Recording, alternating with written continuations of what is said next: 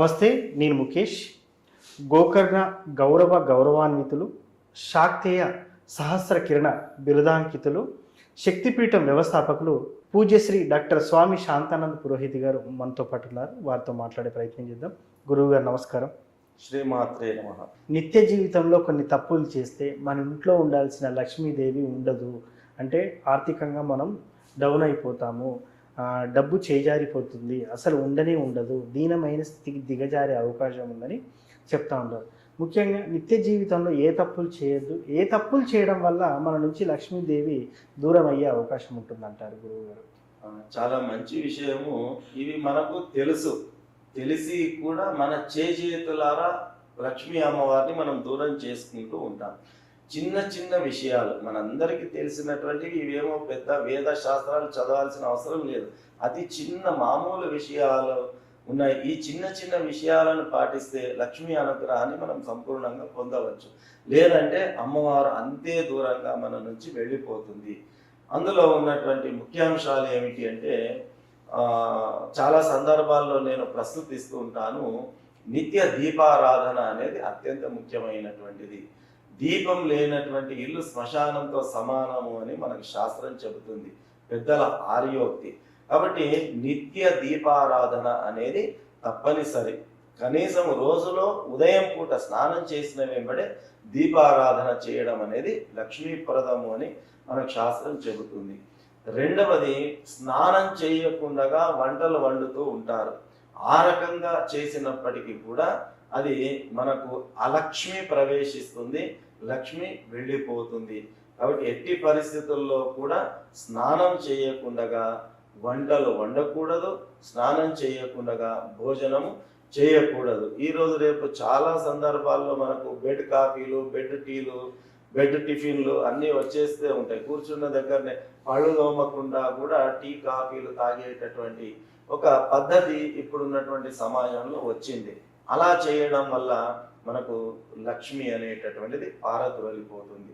అంతేకాకుండా పెద్దలు మనకు చెప్పారు, మనము పడుకునేటటువంటి పరుపు ఏదైతే ఉంటుందో ఆ పరుపుపై కూర్చొని టిఫిన్లు కానీ భోజనాలు కానీ ఎప్పుడు కూడా చేయకూడదు. అది కూడా దారిద్ర్యాన్ని కొని తెచ్చేటటువంటి విషయం. ఎట్టి పరిస్థితుల్లో కూడా ఆ పరుపును తాకకుండా వాటిపైన కూర్చొని మనము టిఫిన్లు ఎటువంటివి కూడా తీసుకోకూడదు. మామూలుగా నేలపై కూర్చోవచ్చు, కింద కూర్చునే అవకాశం లేకుంటే టేబుల్ కుర్చీలు అయినా పర్వాలేదు, కానీ పడుకునేటటువంటి పరుపు పైన కూర్చొని మాత్రము ఎట్టి పరిస్థితుల్లో టీలు తాగడము, టిఫిన్లు చేయడము, భోజనాలు చేయడము అనేటటువంటివి చేయకూడదు. ఇది ఒకటి మనం పాటించాల్సినటువంటిది. అంతేకాకుండా సాయం సమయం లోపల నిద్రించకూడదు. సాయం సమయంలో నిద్రించినా కూడా దారిద్ర్యం వస్తుంది, లక్ష్మీ అమ్మవారు వెళ్ళిపోతుంది. సాయం సమయంలో గోళ్ళు కత్తిరించుకోకూడదు, సాయం సమయంలో కటింగ్ చేసుకోకూడదు. ఈ రకమైనటువంటివి సాయం సమయంలో సూర్యాస్తమయం తర్వాత సంభోగ క్రియలు అనేటటువంటి మధ్యాహ్న సమయం కానీ, ప్రాతః సమయం కానీ, సాయం సమయం కానీ, ఈ సమయాదుల సంభోగ క్రియాదులన్నీ కూడా నిరపకూడదు. అలా చేసినప్పటికీ కూడా అది పితృదేవతల ఆగ్రహానికి గురి కావడము, తద్వారా లక్ష్మి వెళ్ళిపోవడం అనేటటువంటిది జరుగుతుంది. ఇంట్లో కనుక శుచి శుభ్రత కనుక లేకపోయినట్టయితే, కొందరు ఇళ్లలో మనం చూస్తూ ఉంటాం, ఎక్కడ పరుపులు అక్కడ పడి ఉంటాయి, ఎక్కడ సామాన్లు అక్కడ పడి ఉంటాయి, ఎక్కడ ఉన్నటువంటి వస్తువులు చిందర వందరగా కనిపిస్తూ ఉంటాయి. ఏ ఇంట్లో అయితే శుభ్రత అనేటటువంటిది ఉండదో ఆ ఇంట్లో లక్ష్మీదేవి క్షణము కూడా నిలవదు అని చెప్పి మనకు శాస్త్రం మనకు తెలియచేస్తూ ఉన్నది.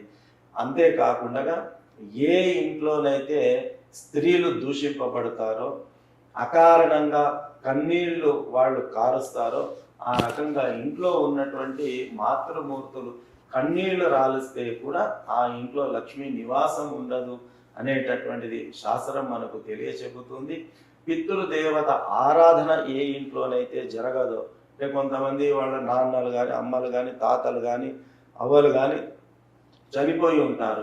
సంవత్సరానికి ఒకసారి కనీసము పితృదేవత ఆరాధన చేసి పెద్దల్ని చేయడము, ఆ రకమైనటువంటివి ఉంటాయి. కనీసం ఫలానా వాళ్ళు చనిపోయినారు, ఫలానా రోజు చనిపోయినారు అని వాళ్ళని స్మరించుకొని పెద్దల పితృదేవతల ఆరాధన కూడా మర్చిపోతున్నటువంటి కుటుంబాలు ఎన్నో ఉన్నాయి. తద్వారా ఆ పితృదోషం వల్ల లక్ష్మి అనేటటువంటిది వెళ్ళిపోయేటటువంటి అవకాశం ఉంటుంది. ఆ రకంగా ఇటువంటివి ఎన్నో చిన్న చిన్న విషయాలు మనకు మన శాస్త్రంలో సూచించడం జరిగింది.